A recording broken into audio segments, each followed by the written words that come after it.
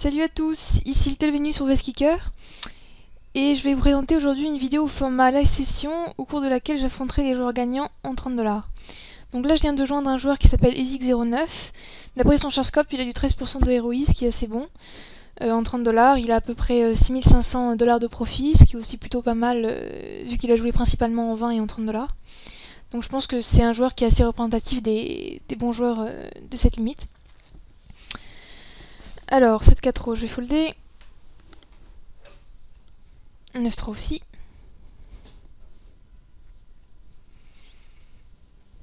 Q9 par contre c'est une main que je vais relancer parce que j'aime bien la jouer post-flop en position.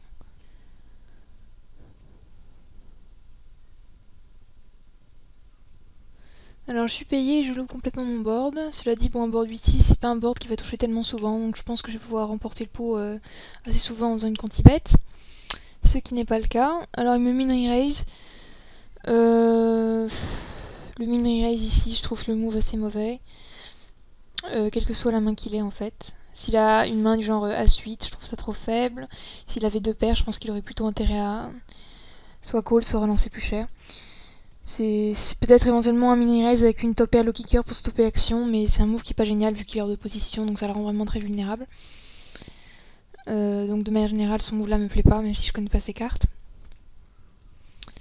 J7, je vais simplement limp. Alors il me lance aussi sec, donc je fais give up.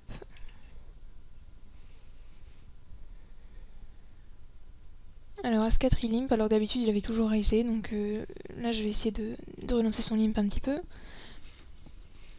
9-4 je vais fold directement. 2-4 suited pareil. As-dame évidemment raise. Alors je suis payé et j'ai encore un board que je touche pas.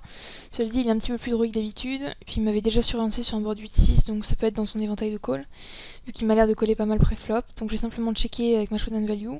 Ici j'ai pas vraiment intérêt à miser parce que s'il a une paire il ira me coller. Donc, et puis j'ai la showdown value avec mon autorace, donc s'il a pas touché je gagne. 9-2 je vais folder. Non, il limp. C'est un board que je loupe complètement, et lui vu qu'il a limpé pré-flop alors que c'est plutôt un raiser, il aura assez souvent une paire ou un tirage ou quelque chose ici. Donc j'ai pas vraiment envie de miser là.